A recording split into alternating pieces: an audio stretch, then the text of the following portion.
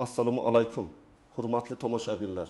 Bugun men 60 yoshdan oshgan, 65 yoshdan oshgan va 70 yoshdan oshgan pensionerlar uchun juda muhim masalani tushuntirib beraman. Pensiya endi qanday tekshiriladi? Yangi talablar nimani anglatadi? Kim xavotir olishi kerak, kim esa ortiqcha vahimaga tushmasligi kerak. Bu ma'lumot sizning oylik pensiyangizga, qo'shimcha to'lovlaringizga, stajingizga, hujjatlaringizga va hatto keyingi oyda kartangizga tushadigan pul miqdoriga bevosita ta'sir qilishi mumkin. Men buni oddiy tilda aytaman. Agar pensiya tayinlangan bo'lsa, bu hammasi abadiy tekshirilmaydi degani emas. Ayrim holatlarda pensiya qayta ko'rib chiqilishi, hujjatlar solishtirilishi, staj va ish haqi ma'lumotlari yana tekshirilishi mumkin. Shuning uchun bu videoni oxirigacha ko'ring. Ayniqsa siz yoki ota-onangiz olim plus, olim 5 itimlaringiz yoshda bo'lsa, bu ma'lumotni o'tkazib yubormang. Kanalga hoziroq obuna bo'ling, videoga like bosing. Chunki men bunday mavzularni oddiy odam tushunadigan qilib, aniq misollar bilan tushuntirib boraman. Avval pensiya masalasida ko'pchilik shunday o'ylardi. Bir marta pensiya tayinlandimi? Demak, endi faqat har oy pul tushaveradi. Boshqa hech narsa so'ralmaydi. Albatta, odatda pensiya tayinlangandan keyin odam tinch yashaydi. Lekin amaliyotda pensiya miqdori, staj, ish haqi, imtiyoz, qo'shimcha to'lovlar, qaramog'idagi shaxslar ishlayotgan yoki ishlamayotganlik holati kabi ma'lumotlar vaqti bilan tekshirilishi mumkin. Ayniqsa, hozir elektron bazalar ko'paygani sababli oldingi qog'oz hujjatlar bilan hozirgi raqamli ma'lumotlar solishtirilmoqda.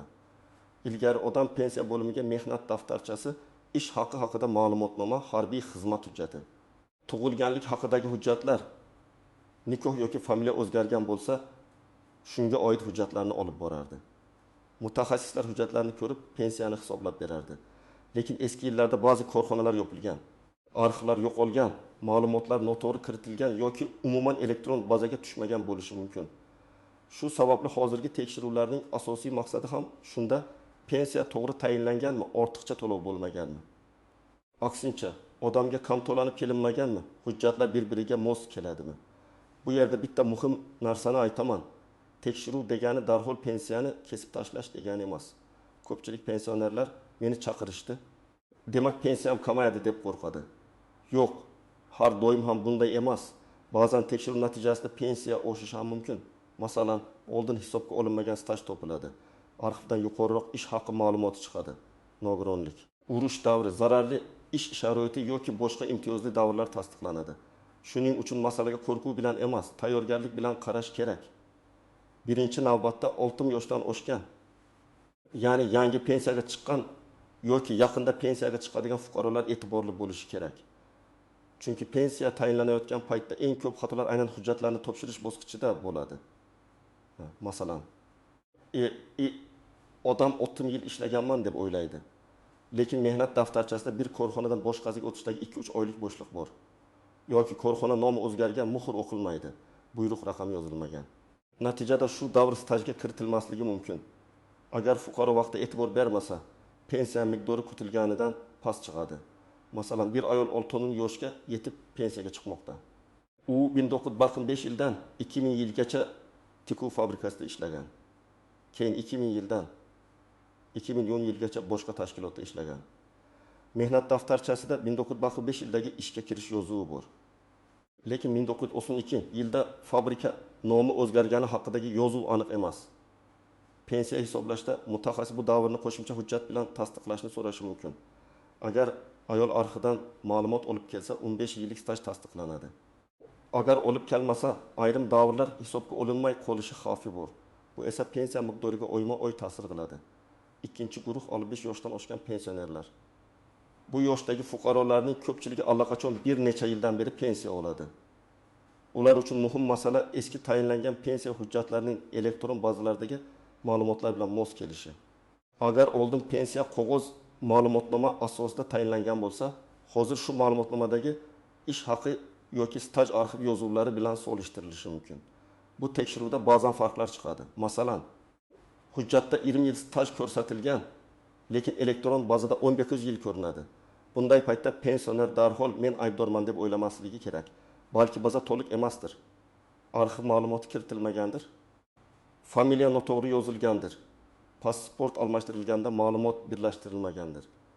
3 guruh 70 yoshdan oshgan pensionerlar. Bu yerda yana boshqa nozik jihatlar bor. 70 yoshdan oshgan insonlar ko'pincha hujjatlarni o'zlari yurib yig'ishga qiynaladi. Ayrimlar nogiron, ayrimlar yolg'iz yashaydi. Ayrimlarning farzandlari boshqa viloyatda yoki chet elda. Shuning uchun men doimo aytaman. 70 yoshdagi ota-onangiz bo'lsa, ularning pensiya hujjatlarini bir marta tartibga solib qo'ying. Pensiya daftarchasi yoki plastik karta ma'lumotlari, pasport yoki ID karta, STIR, JSHIR, mehnat daftarchasi nusxasi, arxiv ma'lumotlari, qo'shimcha imtiyoz hujjatlari bitta papkada tursin. Chunki kerak bo'lib qolganda hujjat topilmasa, odam sarson bo'ladi. Endi real misol bilan tushuntiraman. U 1992-yildan beri pensiya oladi. Pensiyasi vaqtida tayinlangan. Lekin keyingi tekshiruvda uning 1970-yillarda ishlagan bir davri bo'yicha ish haqi ma'lumoti tizimda ko'rinmayapti. Otaxon, men o'sha joyda ishlaganman deydi. Lekin qo'lida faqat eski mehnat daftarchasi bor. Muxresa xira. Bunday holatda arxivga so'rov beriladi. Agar arxiv tasdiqlasa, masala yopiladi. Agar arxivda ma'lumot topilmasa, guvohlar, sud tartibi yoki boshqa tasdiqlovchi hujjatlar kerak bo'lishi mumkin. Ko'ryapsizmi? Muammo pensiya oluvchining aybi bo'lmasligi mumkin, lekin baribir isbot masalasi paydo bo'ladi. Kim xavotir olish kerak? Men aniq aytaman. Mehnat daftarchasida bo'sh yillar bo'lsa, korxona yopilgan bo'lsa, arxiv hujjati yo'q bo'lsa, familiya o'zgargan bo'lsa, bir nechta pasport ma'lumotlari bilan ishlagan bo'lsa, chet elda ishlagan davrini stajga qo'shtirgan bo'lsa, zararli yoki imtiyozli ish sharoitida ishlaganini tasdiqlash kerak bo'lsa, albatta oldindan tayyorlanishi kerak. Shuningdek, ishlayotgan pensionerlar ham e'tiborli bo'lishi zarur. Chunki ayrim qo'shimcha to'lovlar faqat ishlamaydigan pensionerlarga tegishli bo'lishi mumkin. Ayrim hollarda esa ishlash vaqti pensiya yoki nafaqa turiga ta'sir qiladi. Buni o'z hududingizdagi pensiya jamg'armasi bo'limidan aniq tekshirtirish kerak. Kim ortiqcha xavotir olmasligi kerak. Agar sizning pensiyangiz yangi tizim orqali tayinlangan bo'lsa, barcha stajingiz elektron bazada ko'rinsa, ish haqi ma'lumotlaringiz rasmiy bo'lsa, mehnat daftarchangiz va pasport ma'lumotlaringizda farq bo'lmasa, siz muntazam pensiya olib yurgan bo'lsangiz, katta ehtimol bilan faqat oddiy solishtirishdan o'tasiz. Lekin shunda ham hujjatlarni tashlab qo'ymang. Menda hammasi joyida degan odam ham ba'zan bitta noto'g'ri yozilgan sana sababli ovora bo'lib qoladi. Endi eng ko'p tushunmovchilik chiqaradigan nuqtalarni aytaman. Birinchi nozik jihat, pensiya miqdori faqat yoshga qarab belgilanmaydi. Ko'pchilik men 70 ga kirdim, demak pensiyam avtomatik katta o'sish kerak deb o'ylaydi. Aslida pensiya miqdori staj, ish haqi pensiya turi, qo'shimcha imtiyozlar, qonunchilikdagi indeksatsiya va boshqa omillarga bog'liq. Yosh muhim bo'lishi mumkin, lekin u har doim ham yagona mezon emas. Masalan, ikki kishi bir xil 70 yoshda bo'lishi mumkin. Lekin biri 35 yil rasmiy ishlagan, ikkinchisi 15 yil rasmiy stajga ega. Ularning pensiyasi bir xil bo'lmasligi tabiiy. Ikkinchi nozik jihat, rasmiy staj va men ishlaganman degan hayotiy holat bir xil narsa emas. Men buni juda ko'p ko'raman. Odam bozorda ishlagan, ustachilik qilgan, fermer xo'jaligida yordam bergan, oilaviy biznesda qatnashgan, lekin rasmiy hujjat bo'lmagan. Pensiya hisobida esa odatda hujjat bilan tasdiqlangan davr muhim. Agar ijtimoiy soliq to'langan bo'lsa, mehnat shartnomasi bo'lsa, yakka tartibdagi tadbirkor sifatida to'lovlar bo'lsa, buni hisobga olish imkoniyati bo'ladi. Lekin shunchaki butun umr mehnat qildim degan gap, afsuski, hujjatsiz pensiya hisobida to'liq kuchga ega bo'lmasligi mumkin. Uchinchi nozik jihat, ish haqi ma'lumotlaridagi farq. Eski davrlarda ish haqi rubl, keyin so'm, keyin qayta hisoblashlar, denominatsiya. Turli shakldagi ma'lumotnomalar bo'lgan. Ba'zan bir oyga bonus yozilgan, ba'zan yozilmagan, ba'zan korxona ma'lumotnomani noto'g'ri bergan. Agar pensiya tekshirilganda ish haqi ma'lumotida katta farq chiqsa, pensiya miqdori qayta hisoblanishi mumkin. Bu yerda har bir raqamga e'tibor kerak. Masalan, 1994 yil uchun 12 oy ish haqi o'rniga faqat taqi oy ko'rsatilgan bo'lsa, o'rtacha ish haqi past chiqadi. Natijada pensiya ham pastroq bo'ladi. Aksincha, oldin xato bilan yuqori ko'rsatkich kiritilgan bo'lsa, ortiqcha to'lov masalasi ko'tarilishi mumkin. To'rtinchi nozik jihat, ortiqcha to'langan pensiya masalasi. Agar davlat organi pensiyani xato hisoblagan bo'lsa, bu alohida tartibda ko'riladi. Agar pensioner noto'g'ri ma'lumot bergan, biror muhim holatni yashirgan yoki hujjat soxta bo'lib chiqqan bo'lsa, unda ortiqcha to'lovni qaytarish talabi qo'yilishi mumkin. Men bu yerda hammaga maslahat beraman. Hech qachon soxta ma'lumotnoma ishlatmang. Tanish orqali qilib beramiz degan gaplarga ishonmang. Pensiya bir kunlik masala emas, yillar davomida tekshirilishi mumkin. Bugun o'tib ketdi degan hujjat ertaga katta muammo bo'lib qaytadi. 5-nozik jihat pensioner vafot etgan holatda pensiya olish. Bu juda og'ir, lekin aytish kerak bo'lgan mavzu. Ba'zan pensioner vafot etadi, lekin yaqinlari kartadan pul yetishda davom etadi. Bu qonuniy muammo keltirib chiqarishi mumkin. Vafot etgan shaxs nomiga tushgan keyingi to'lovlar, agar ular qonuniy asosga ega bo'lmasa, qaytarilishi talab qilinadi. Shuning uchun oila a'zolari bunday holatda tegishli organlarga o'z vaqtida xabar berishi, dafn puli, meros, o'linmay qolgan pensiya kabi masalalarni qonuniy tartibda hal qilishi kerak. 6-nozik jihat. Parvarish, nogironlik va qo'shimcha to'lovlar. Ayrim pensionerlar nogironlik pensiyasi yoki yoshga doir pensiya oladi. Ayrimlari esa boshqa qo'shimcha nafaqalar, kompensatsiyalar, ijtimoiy yordamlar olishi mumkin. Har bir to'lovning o'z sharti bor. Masalan, kimdir yolg'iz pensioner sifatida yordam oladi, lekin keyin farzandi bilan birga ro'yxatdan o'tgan bo'lsa yoki doimiy yashash holati o'zgarsa, bu to'lovga ta'sir qilishi mumkin. Kimdir nogironlik guruhi bo'yicha qo'shimcha oladi, lekin tibbiy ko'rik muddati o'tgan bo'lsa, muammo chiqadi. Demak, pensiya tekshiruv faqat staj emas, ba'zan ijtimoiy maqomni ham qamrab oladi. 7-nozik jihat. Yashash joyi va ro'yxat. Pensioner boshqa tumanga ko'chsa, boshqa viloyatga o'tsa yoki uzoq muddat chet elda yashasa, bu holatlarni rasmiylashtirish kerak bo'lishi mumkin. Kartaga pul tushyapti-ku deb yurish to'g'ri emas. Chunki ayrim xizmatlar hududiy hisobda yuritiladi. Ayrim tekshiruvlar yashash joyi bo'yicha amalga oshiriladi. Agar siz ko'chib ketgan bo'lsangiz, yangi manzilingiz bo'yicha ma'lumotlarni yangilang. Bu keyin pensiya to'xtab qolishi yoki hujjat chaqiruvi eski manzilga borib qolishining oldini oladi. Endi eng muhim qism nima qilish kerak? Men sizga aniq qadamlar bilan aytaman. Birinchi qadam, hujjatlaringizni tekshiring.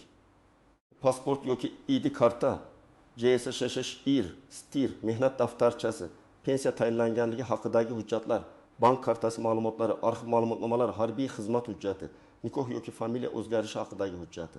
Farzandlar tug'ilganlik guvohnomalari, nogironlik hujjatlari, imtiyozga asos bo'ladigan barcha ma'lumotlarni bir joyga jamlang. Hujjatlar asl nusxa va nusxa ko'rinishida tursin. Keksalar uchun alohida papka qilib, ustiga ism, familiya va telefon raqamini yozib qo'yish ham foydali. Ikkinchi qadam, stajdagi bo'shliqlarni aniqlang. Mehnat daftarchasini boshidan oxirigacha o'qing. Ishga kirgan sana, ishdan bo'shagan sana, korxona nomi, lavozim, buyruq raqami, muhr bor yo'qligini ko'ring.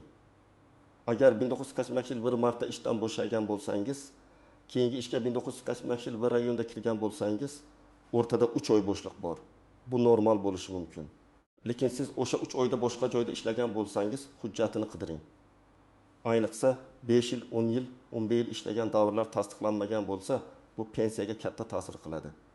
3-qadam, arxivga so'rov bering. Agar korxona yopilgan bo'lsa, uning hujjatlari tuman, shahar yoki viloyat arxiviga topshirilgan bo'lishi mumkin. Siz pensiya jamg'armasi bo'limi orqali yoki bevosita arxivga murojaat qilishingiz mumkin.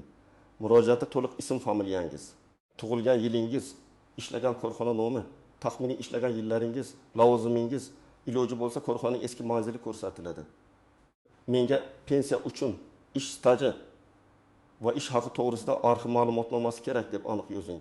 Agar familiyangiz o'zgargan bo'lsa, eski familiyangizni ham albatta ko'rsating. 4-qadam. Pensiya jamg'armasi bo'limiga yozma murojaat qiling. Og'zaki gaplashish yetarli bo'lmay qolishi mumkin. Men doim tavsiya qilaman, masala muhim bo'lsa, yozma ariza qoldiring. Arizada mening pensiyamni hisoblashda falon yillardagi staj yoki ish haqi hisobga olinmaganini tekshirib berishingizni so'rayman deb yozing. Arizaga hujjat nusxalarini ilova qiling. Arizani topshirganingizni tasdiqlovchi raqam yoki qabul qilinganligi haqidagi belgini oling. Bu sizning keyingi himoyangiz bo'ladi. 5-qadam, pensiya miqdori kamaygan yoki to'xtagan bo'lsa, sababini yozma so'rang. Kartaga pul kam tushsa, darhol vahma qilmang, lekin befarq ham bo'lmang. Bankdan tushum tarixini oling, pensiya jamg'armasiga murojaat qiling. Qaysi asosga ko'ra kamaytirildi yoki to'xtatildi deb yozma izoh so'rang. Sababini bilmasdan turib hech narsa hal qilib bo'lmaydi. Ba'zan texnik xatolik bo'ladi, ba'zan hujjat yangilanishi kerak bo'ladi, ba'zan haqiqatan qayta hisoblash qilingan bo'ladi. Har bir holatning yechimi boshqa. 6-qadam. Agar siz rozi bo'lmasangiz, shikoyat tartibidan foydalaning. Avval tuman yoki shahar pensiya jamg'armasi bo'limiga, keyin yuqori turuvchi tashkilotga murojaat qilish mumkin. Zarurat bo'lsa sud tartibida ham huquqni himoya qilish mumkin. Lekin sudga borishdan oldin barcha hujjatlar, javob xatlari, arxiv ma'lumotlari, hisob-kitoblar tayyor bo'lishi kerak. Menga adolatsizlik bo'ldi degan umumiy gap yetmaydi. Qaysi davr hisobga olinmadi, qaysi raqam noto'g'ri, qaysi hujjat e'tiborsiz qoldi. Buni aniq ko'rsatish kerak. 7-qadam, yaqinlaringizga yordam bering. Agar ota-onangiz 70 yoshdan oshgan bo'lsa, ularni idora yolg'iz yubormang. Ular charchaydi, tushunmay qolishi mumkin. Hujjatni yo'qotishi mumkin. Farzand, nabira yoki ishonchli vakil sifatida yo'lda bo'ling. Agar o'zingiz bora olmasangiz, ishonchnoma masalasini ko'rib chiqing. Ayrim xizmatlarni elektron tarzda yoki davlat xizmatlari markazi orqali olish mumkinligini ham tekshiring. Keksalar uchun eng katta yordam bu pul emas, tartibga solingan hujjat va vaqtida qilingan murojaatdir. 8-qadam. Har yil kamida bir marta pensiya hujjatlaringizga qarab chiqing. Bu juda oddiy ko'rinadi, lekin foydasi katta. Kartaga tushayotgan pul miqdorini yozib boring. Indeksatsiya bo'lganda qancha oshganini solishtiring. Qo'shimcha to'lovlar bor yo'qligini tekshiring. Agar boshqalar sizdan ko'proq olayotganini eshitsangiz, darhol xulosa qilmang, chunki har bir insonning staji va ish haqi boshqacha. Lekin shubha bo'lsa, hisob kitobni tekshirtirishga haqqingiz bor. Yana bir muhim maslahat, pensiyani oshirib beraman, staj qo'shib beraman, arxivsiz ham hal qilaman degan vositachilardan ehtiyot bo'ling. Rasmiy yo'l bilan hal qilinadigan ishni norasmiy yo'lga burish keyinchalik katta xavf tug'diradi. Hujjat qonuniy bo'lsa, uni himoya qilish oson. Hujjat shubhali bo'lsa, pensionerning o'zi ham, yaqinlari ham muammoga qoladi. Shuning uchun men har doim qonuniy, yozma, tasdiqlangan yo'lni tanlashni maslahat beraman. Xulosa qilib aytaman, 65-70 pensionerlar uchun pensiya tekshiruvi qo'rqinchli narsa bo'lishi shart emas. Lekin beparvo qarash ham mumkin emas. Yangi talablarning mazmuni shundan iboratki, ma'lumotlar aniq, hujjatlar to'liq, staj va ish haqi tasdiqlangan bo'lishi kerak. Kimning hujjati tartibli bo'lsa, u xotirjam bo'ladi. Kimda bo'shliq, xato, eski ma'lumot yoki arxiv muammosi bo'lsa, hozirdan harakat qilsa, keyingi muammolarning oldini oladi. Men sizga maslahat beraman. Bugunoq ota-onangiz yoki o'zingizning pensiya papkangizni ochib ko'ring. Mehnat daftarchasini tekshiring. Arxiv hujjatlari bor yo'qligini aniqlang. Pensiya jamg'armasidan kerakli ma'lumotni yozma so'rang. Agar pensiya kamaygan, to'xtagan yoki noto'g'ri hisoblangan deb o'ylasangiz, jim o'tirmang. Sababini talab qiling. Sizda shunday holat bo'lganmi? Pensiyangizni qayta tekshirtirganmisiz? Stajingiz hisobga olinmay qolganmi yoki arxivdan hujjat topishda qiynalganmisiz? Fikringizni izohlarda yozing, boshqalarga ham foydasi tegadi. Videoga like bosing, kanalga obuna bo'ling va yaqinlaringizga ulashing. Chunki bitta to'g'ri ma'lumot pensioner insonning oyma-oy oladigan daromadini himoya qilib qolishi mumkin.